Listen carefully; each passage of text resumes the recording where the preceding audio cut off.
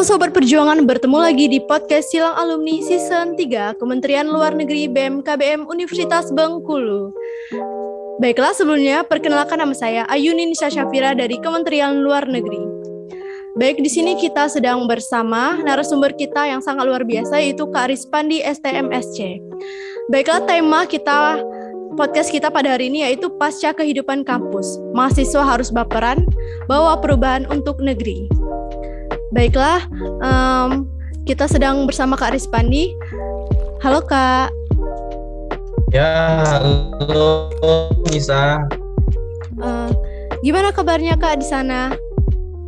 Alhamdulillah sehat. Nisa bagaimana kabarnya, sehat? Alhamdulillah sehat.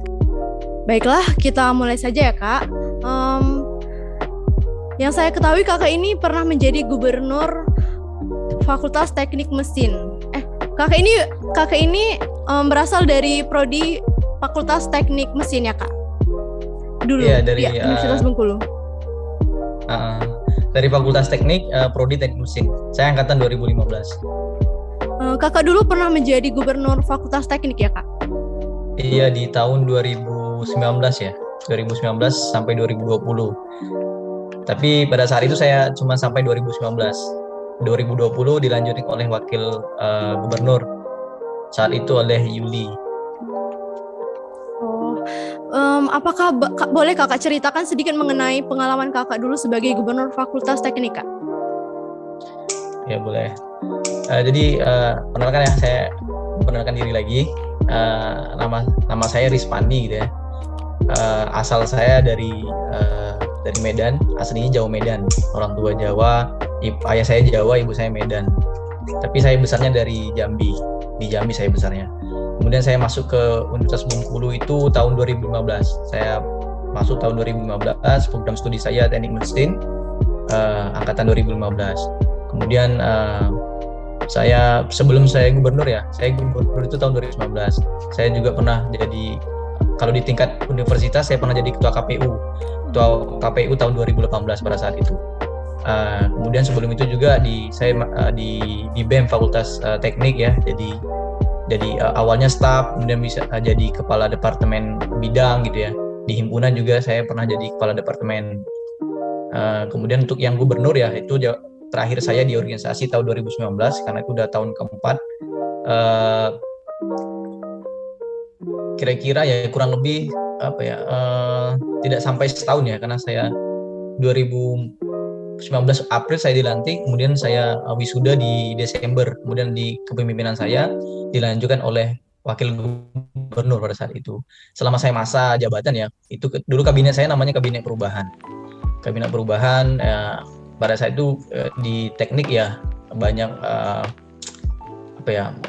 pendapat, kemudian banyak juga gejolak-gejolak ya. Jadi kayak kita mencoba untuk menyatukan beberapa organisasi-organisasi pada saat itu di Fakultas Teknik. Dan juga kita dulu ada tuntutan untuk kayak buat sekre gitu ya, sekre UKM dan hima ya. Dulu karena kita sekrenya itu sekre sementara gitu ya, bersifat sementara. Jadi pada saat itu kita juga pernah demo dulu tahun 2019 itu ke demo di fakultas kita sendiri ya untuk mengajukan UKM. Jadi mungkin sekre UKM dan himpunan ya. Sekarang yang mungkin kalau teman-teman lihat itu di jalan keluar gerbang teknik yang sebelah kiri ya, kalau mau keluar dari sebelah kiri. Nah itu upaya kita pada saat itu tahun 2019.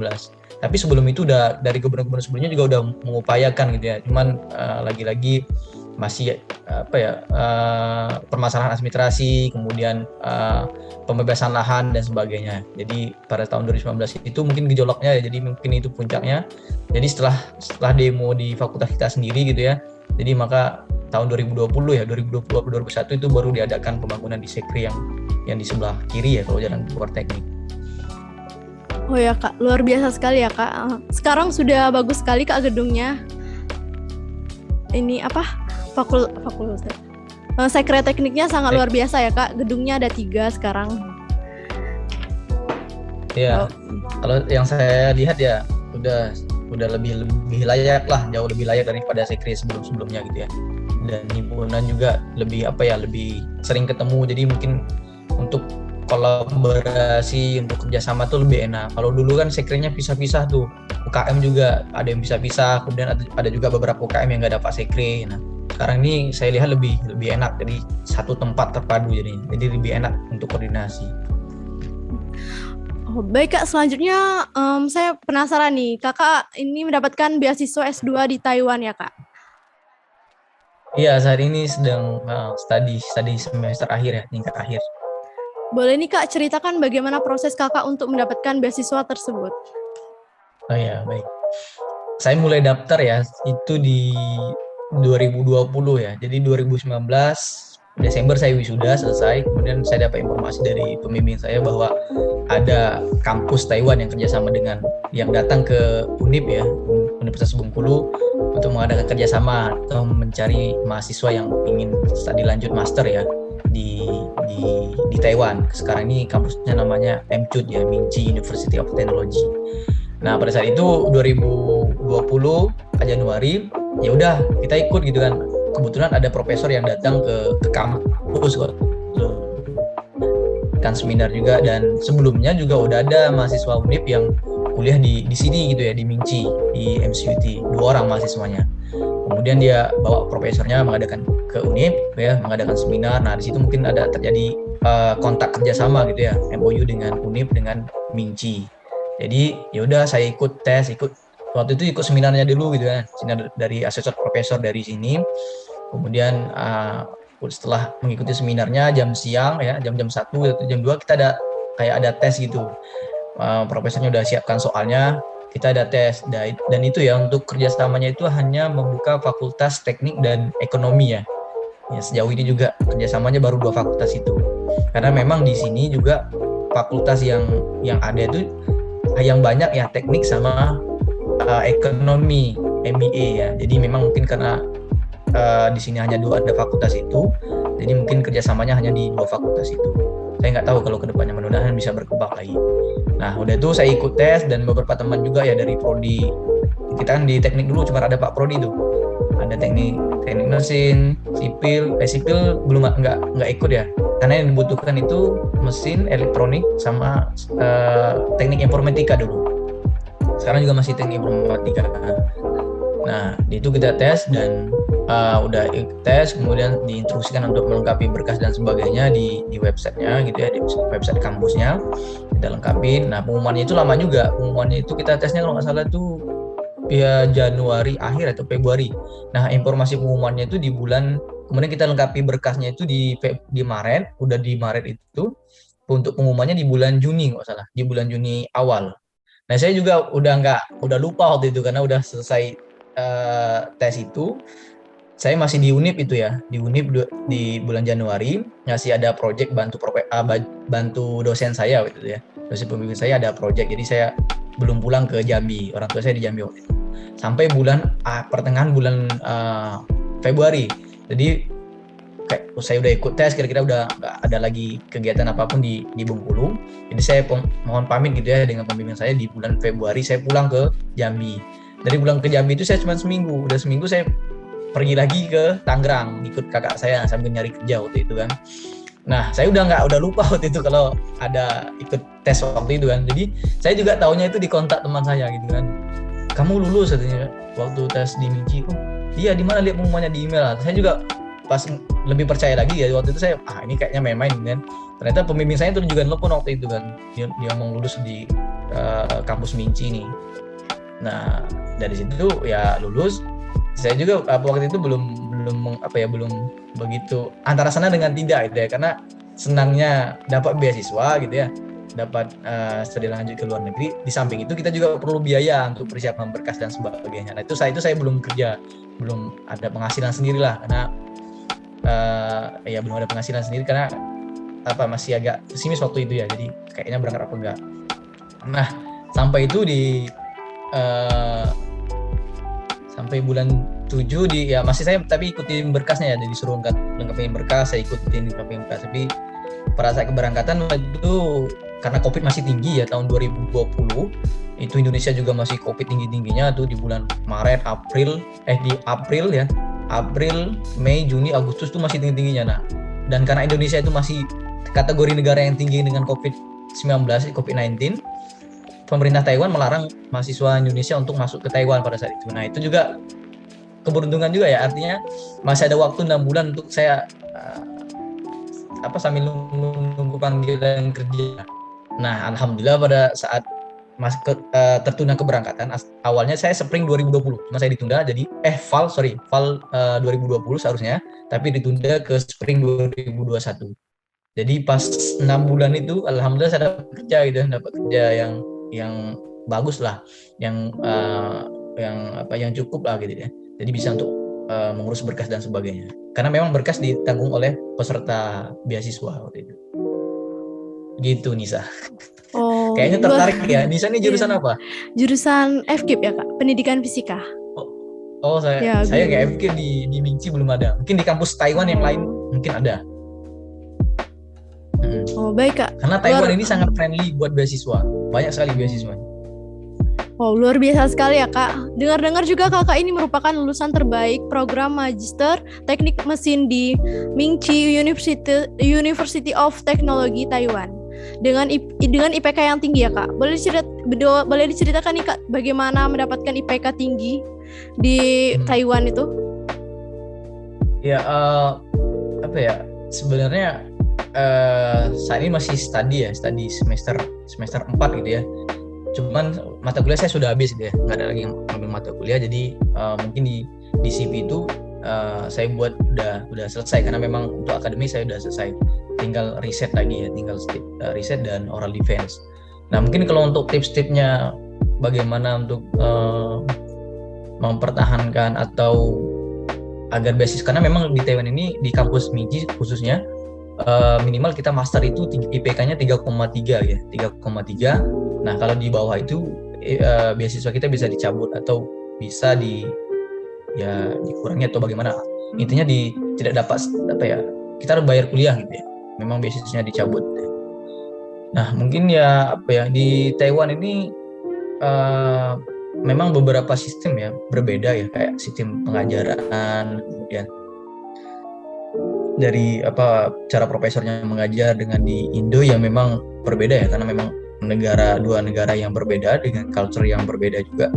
Jadi intinya kalau studi di Taiwan ini kita masuk terus gitu ya, kuliah terus, karena absen juga penting, karena ada presentasi kehadiran juga. Kemudian kalau ada tugas kita buat dengan semaksimal mungkin gitu ya, tugas. Kemudian ada mid examnya juga, kemudian ada examnya juga ya.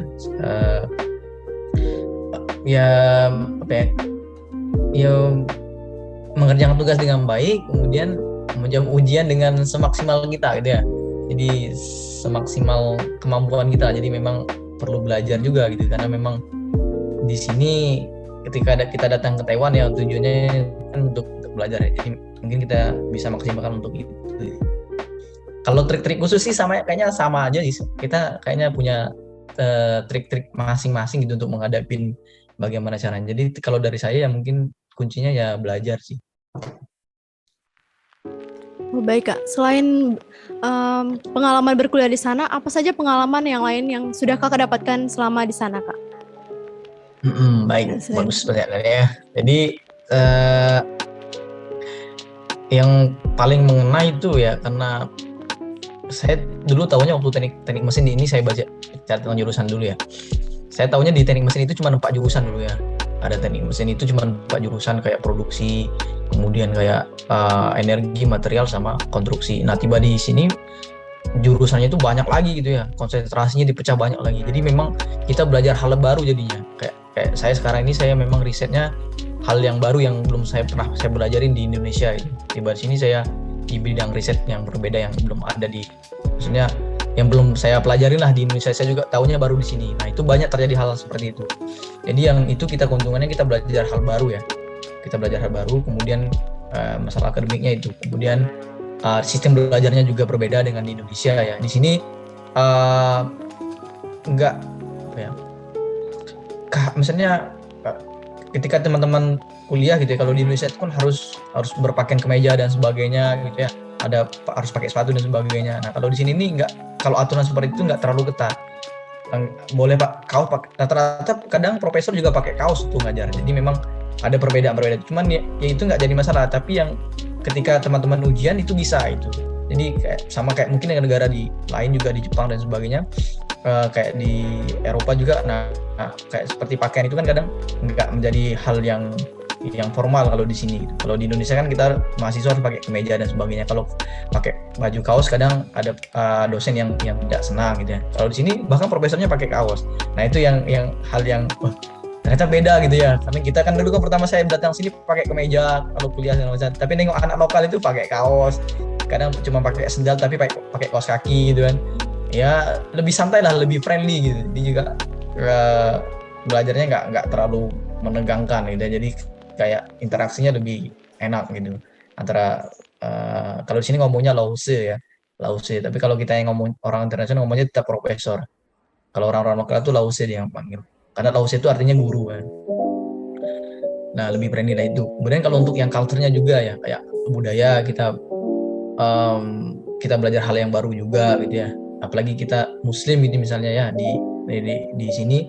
Jadi kayak ada tantangan sendiri tuh, kayak kita harus ibadah tuh susah kalau untuk nyari masjidnya. Bahkan masjid di Taiwan ini di satu provinsi misalnya, terus satu tempat itu cuma ada satu, bahkan kadang ada musola. Nah itu hal-hal kita belajar baru di situ. Kemudian makanan juga, kita bagaimana harus berhati-hati mencari makanan yang halal. Kadang memang bukan, misalnya kalau kita babi kan kita bisa nanya ini, kalau bahasa Cangguannya misalnya ya, cek ke curoma, ini ada babinya nggak, ini babi apa itu bukan.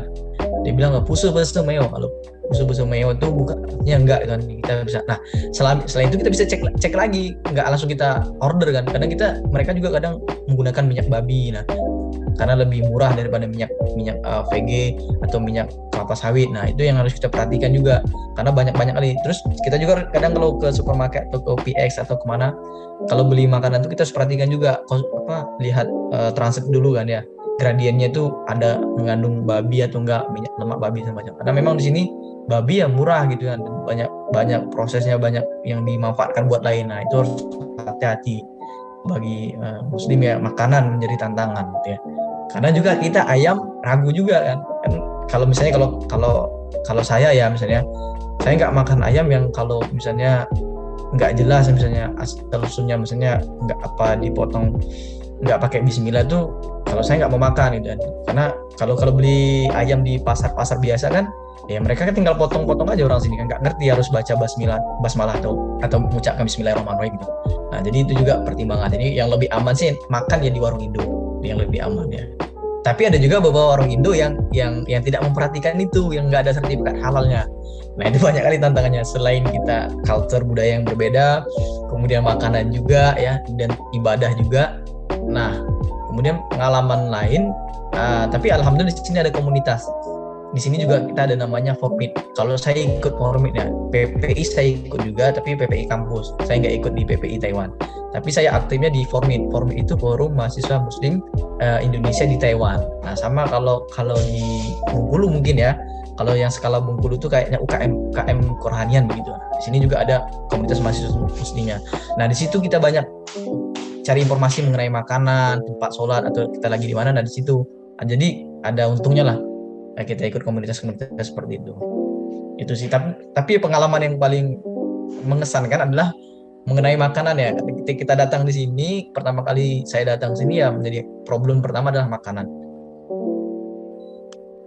Oh seperti itu ya Kak. Baik Kak, berbicara tentang organisasi, kalau Kakak di Universitas Bengkulu kan sangat luar biasa ya Kak. Nah kalau di Taiwan gimana Kak? Apakah Kakak masih mengikuti organisasi-organisasi atau forum seperti itu? Ya, tadi udah disinggung di awal ya, saya perjelas lagi. Kalau untuk yang kayak organisasi itu saya masih ikut, karena banyak sekali ya kita keuntungan ikut organisasi itu banyak. Yang pertama misalnya kayak kita relasi dengan teman banyak gitu ya. Kalau di kampus ini saya ikut PPI ya, namanya PPI Minci. Saya ikut sekarang ini kepala departemen eksternal dan internal dan eksternal itu untuk di PPI. Terus untuk di luar saya ikut di tahun pertama itu saya sebagai Kadep kepala departemen ILC di Formit Utara 1. Nah Utara 1 itu meliputi 3 wilayah, ada Taipei, New Taipei sama Keelung. Nah tahun keduanya teman-teman mengamanahkan saya menjadi gubernur di Utara 1. Gubernur itu ketingkatannya ya gubernur ya di wilayah.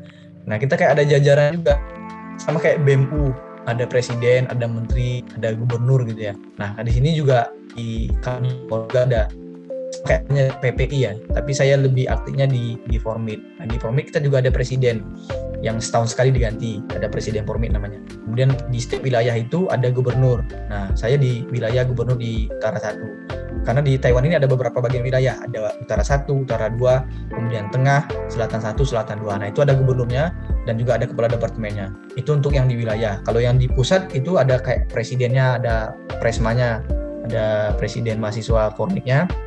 Kemudian ada kepala departemen itu sekelas menteri lah, ada menteri-menterinya. Ya ketika kita gabung situ, keuntungan yang paling saya rasain ya, ketika saya main di kampus lain gitu ya, saya tinggal kontak teman saya misalnya atau teman-teman yang Formid, saya lagi di kampus ini, bisa tolong nggak, tolong cariin tempat di mana sih mau beli makanan halal, mau makan siang nih ya, nanti mereka mengarahkan. Nah, itu enak. Terus kalau kita ke bawah misalnya ke daerah Tainan, ke Taichung, nah kita juga kontak teman-teman tuh lebih enak. Pengalamannya itu sih, tahun pertama saya di PPI Minci, tahun kedua saya ikut di Formid di Utara 1. Oh baik Kak, luar biasa sekali ya Kak. Walaupun sudah di Taiwan, Kakak tetap berorganisasi. Baik Kak, berbicara tentang organisasi ya Kak. Sekarang Kakak berbicara tentang prestasi ya Kak. Apakah Kakak di sana boleh diceritakan apa saja prestasi yang udah Kakak dapatkan di sana? Yang pertama ya mungkin ya rezeki untuk lanjut studi di sini ya, studi beasiswa master di Minci ya. Memang untuk Minci mengcover beasiswa kayak tuition fee, kayak biaya kuliah sama tempat tinggal dormitory ya, itu di free kan, digratiskan ke mahasiswa. Tapi kalau untuk yang kayak biaya hidup atau stipend bulanan ya, itu bisa kita dapatkan teknik, bisa dapatkan dari profesor per bulannya, itu bisa kita dapatkan untuk biaya hidup kita. Yang saya dapat beasiswa untuk studi master, kemudian riset ya. Riset saya 2 kali ikut conference internasional di Taichung sama Changhua. Jadi itu pengalaman yang luar biasa juga, ketemu peneliti-peneliti, ketemu para dosen profesor juga yang baik dari luar negeri maupun dari dalam negeri untuk mempresentasikan hasil risetnya ya. Jadi kita kayak sharing tukar pikiran, ternyata kita risetnya udah sampai sini gitu ya. Jadi kita kayak lebih membuka wawasan. Ternyata orang udah berbicara tentang misalnya nanoteknologi, orang udah berbicara tentang semiconductor gitu ya. Jadi itu sih hal yang luar biasa ya, setelah kakak ikutin konferensi internasional 2 kali. Jadi kayak kita lebih terbuka, ternyata dunia ini udah membahas ini gitu, penelitiannya kayak ke sana. Itu sih, dan ya saya rasain untuk selama di sini itu sih yang prestasi yang bisa saya dapatkan. Oh, luar biasa sekali ya Kak. Tidak di Universitas Bengkulu, di Taiwan tidak kalah luar biasa ya Kak pengalaman Kakak di sana. Terus apakah terdengar ya Kak? Iya, kedengar. Baik Kak, pertanyaan terakhir ini ya Kak. Boleh Kakak kasih pesan dan kesan atau motivasi untuk kita semua, terutama untuk mahasiswa ya Kak? Boleh Kak? Iya, baik. Boleh. Ini juga motivasi buat saya sendiri mungkin ya, secara pribadi. Nanti kalau ada yang baiknya bisa teman-teman ambil atau bisa teman-teman ikutin gitu ya. Jadi hidup ini sebenarnya pilihan ya. Hidup ini pilihan, dan juga kita ini adalah seorang pejuang ya. Dan kalau teman-teman ingat itu, sebelum kita dilahirkan di dunia ini juga kita udah mengalahkan dari berjuta-juta, misalnya sel telur atau sel ini ya. Jadi kita sebenarnya udah jadi seorang pemenang, dan awalnya kita seorang pejuang dan kemudian jadi pemenang. Dan kemudian kita dilahirkan di dunia ini, begitu banyak pilihan ya, dan tantangan sebagainya. Ya itulah seni kehidupan ya. Jadi teman-teman yang sekarang posisinya misalnya selagi mahasiswa gitu ya, jadi manfaatkanlah status mahasiswanya sekarang gitu ya. Belajar banyak hal, jangan takut salah. Karena kalau salah ya wajar, kita masih mahasiswa. Tapi kalau salah itu misalnya sekelas dosen, sekelas doktor atau sekelas profesor, ya mungkin mereka agak merasa kurang grade-nya turun gitu ya. Tapi kalau kita selagi mahasiswa ya itu mah tempat kita ya salah, karena kita masih proses belajar. Jadi pesannya ya semangat terus, kemudian ya banyak belajar hal yang baru ya. Yang namanya hidup ya, setiap kita juga punya masalah, kadang ya ada masalah kita beda-beda, dan juga kadang yang hanya tahu untuk menyelesaikan masalah kita ya kadang kita sendiri gitu ya. Teman kadang kita memang perlu teman atau orang lain atau orang tua dan sebagainya sebagai pendengar keluh kesah kita ya. Tapi setelah itu bangkit lagi, karena memang hidup ini sejatinya adalah perjuangan dan pilihan. Semuanya kedua kita pilih, dan ya itu yang pilihan kita yang harus kita perjuangkan gitu ya. Karena memang ya keep going terus gitu ya. Kalau pepatah Jepang mengatakan itu kalau 7 kali gagal ya bangkitnya harus 8 kali gitu.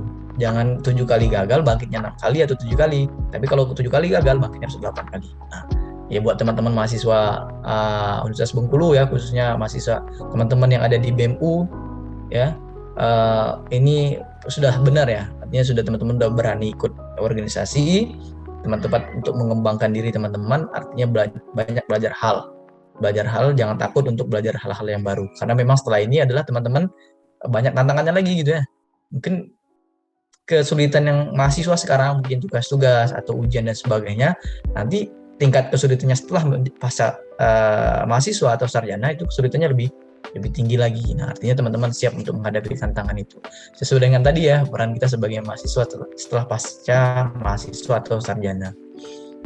Apa sih kontribusi kita gitu ya. Jadi mungkin salah satunya itu mempersiapkan diri dengan sebaik-baiknya untuk menghadapi tantangan ke depan. Mungkin itu dari saya, Mbak Anissa. Oh, baik Kak. Wow, inspirasi banget ya Kak. Makasih ya Kak atas motivasi dan inspirasi yang sangat berharga ini ya Kak. Ya, sama-sama sih ya, semoga bermanfaat bagi semuanya. Baik Kak, terima kasih Kak. Ya, Nisa. Selamat malam. Selamat malam, sampai jumpa lagi. Terima kasih udah mengundang saya. Oh, terima kasih kami Kak. Terima kasih banget sama Kakak sudah mau menjadi narasumber kami pada malam ini. Ya, sama-sama. Saya juga senang berbagi cerita dengan teman-teman di BEMU. Sukses terus teman-teman BEMU ya. Baik Kak. Terima kasih Kak. Assalamualaikum. Waalaikumsalam warahmatullahi wabarakatuh.